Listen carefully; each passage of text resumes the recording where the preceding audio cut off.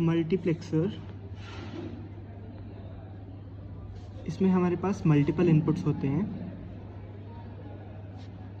And one output होता है। Output select करने के लिए हमारे पास मल्टीपल सिलेक्शन लाइन्स होती हैं। सिलेक्शन लाइन के अकॉर्डिंग हमें आउटपुट मिलता है।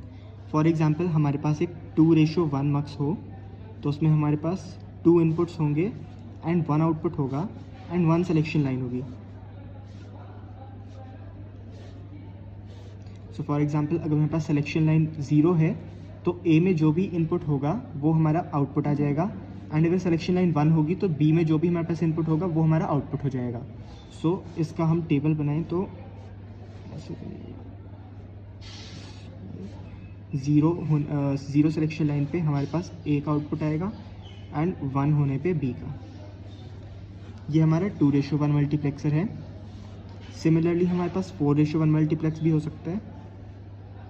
उसमें हमारे पास 4 इनपुट होंगे, 2 selection lines end of course 1 output.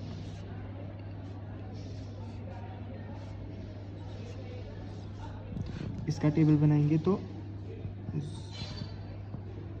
S0 S1, अब हमारे पास 4 कॉम्बिनेशंस हो सकते हैं, 0 0 0 1 1 0 एंड 1 1।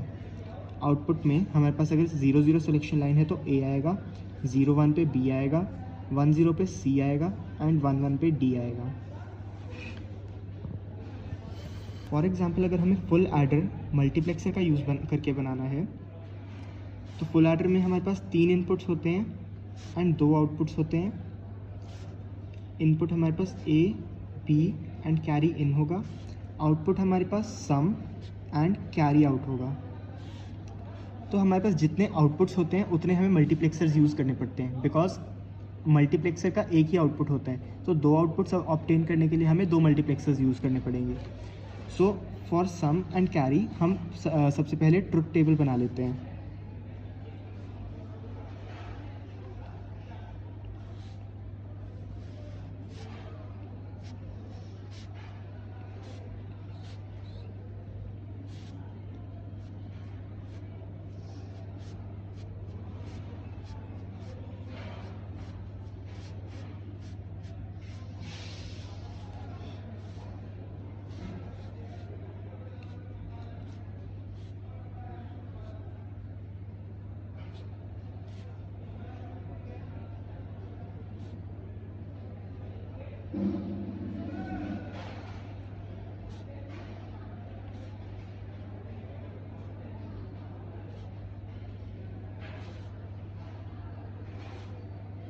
तो अब हमने ट्रुथ टेबल बना लिया है।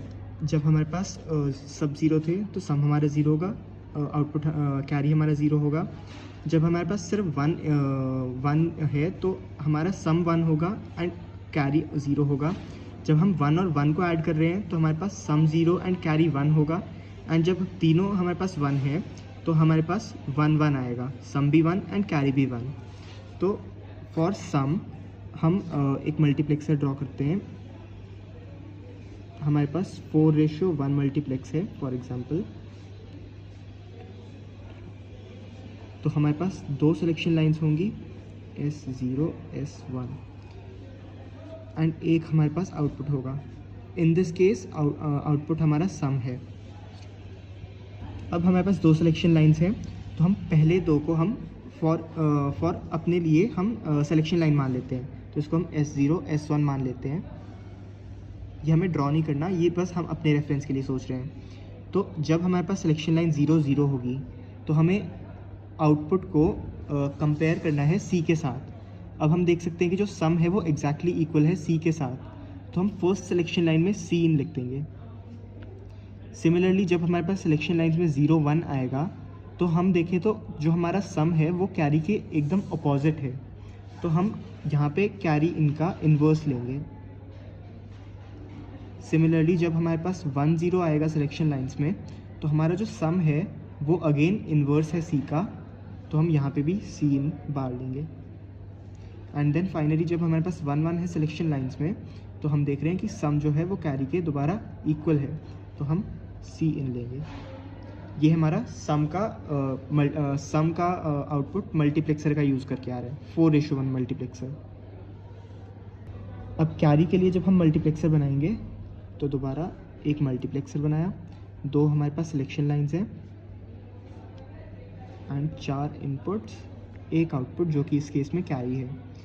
अब सेम प्रोसीजर हमारा दोबारा होगा, ये दोनों सिलेक्शन लाइंस अज्यूम करेंगे हम, ये हमारे पास आउटपुट है, इसको हम इसके साथ कंपेयर करेंगे। तो जब सिलेक्शन लाइंस में हमारे पास 0 0 है तो हम इसको सी के साथ कंपेयर करेंगे तो हमें दोनों केस में 0 मिल रहा है, तो हमने फर्स्ट केस में 0 डाल दिया। नेक्स्ट अप जब हमारे पास सिलेक्शन लाइंस में 0 1 है एंड हम इसको सी आउट के साथ कंपेयर करें तो हमारे पास सेम आउटपुट आ रहा है, तो हम यहाँ पे सीन लिख देंगे। नेक्स्ट जब 1 0 है सिलेक्शन लाइंस में तो हमारे पास अगेन सेम आउटपुट आ रहा है, तो हम यहाँ पे अगेन सीन लिख देंगे।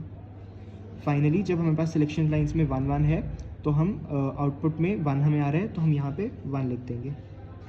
ये हमारा फुल एडर तैयार है यूजिंग 4:1 मल्टीप्लेक्सर्स। तो इन जनरल अगर हमें मल्टीप्लेक्सर का यूज़ करके कोई भी सर्किट बनाना हो तो हमारे पास एक सिंपल सा आप प्रोसीजर मान सकते हो कि फॉर एग्जांपल हमारे पास अगर मैं कोई रैंडम ट्रुथ टेबल बना दूं ABC एंड एक आउटपुट ले लूँ मैं Y, हमारे पास जो कॉम्बिनेशंस होंगे इनपुट के वो लिख लेते हैं 0 0 0 0 0 1 0 1 0 0 1 1 1 0 0 1 0 1 1 1 0 1 1 1। आउटपुट में हम रैंडमली कहीं पे भी आउटपुट जनरेट कर लेते हैं। नाउ अगर हमें ये हमें यूजिंग 4:1 मल्टीप्लेक्सर बनाना हो तो हम एक मल्टीप्लेक्सर बनाएंगे।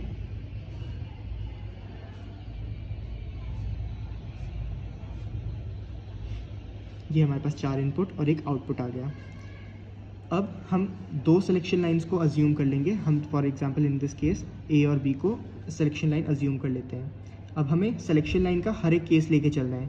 सिलेक्शन लाइन में हमारे पास 0 0 0 1 1 0 एंड 1 1 आ सकता है। हम हर केस के लिए हमारे पास क्या इनपुट आना चाहिए वो देखेंगे। तो जब हमारे पास 0 0 आएगा तो हम ये वाला केस देखेंगे, जब हमारे पास सिलेक्शन लाइन में 0 0 आ रहे हैं। इसको हम आउटपुट के साथ कंपेयर करेंगे C में। हमारे पास 4 केसेस आ सकते हैं। हो सकता है कि जो आउटपुट है वो C के इक्वल आ जाए, या फिर आउटपुट C का इन्वर्स आ जाए, या फिर आउटपुट में 1 आए, या फिर आउटपुट में 0 आए। तो इस केस में अगर आप देखो तो आउटपुट C के इक्वल है, तो हम फर्स्ट सिलेक्शन लाइन, क्योंकि ये फर्स्ट केस था, उसमें हम C डाल देंगे। सिमिलरली नेक्स्ट केस जब 0 1 हमारी सिलेक्शन लाइन्स में आ रहा है तो हमारे पास ये केस है। इसमें अगर हम आउटपुट के साथ कंपेयर करें तो अगेन सेम चीज़ आ रही है, तो हम यहाँ पे भी C लिख देंगे। नेक्स्ट जब हमारे पास 1 0 है तो हम ये वाला केस देखेंगे। इसमें हम अगर देखें तो हमारा आउटपुट C के इन्वर्स है, तो हम यहाँ पे C इन्वर्स डालेंगे। एंड फाइनली जब हमारे पास 1 1 वाला केस है तो उसमें अगेन C का इन्वर्स हमारे पास आ रहा है, तो हम यहाँ पे C इन्वर्स डालेंगे। इस तरह से आप कोई भी किसी भी ट्रुथ टेबल को मल्टीप्लेक्सर का यूज़ करके सर्किट में कन्वर्ट कर सकते हो।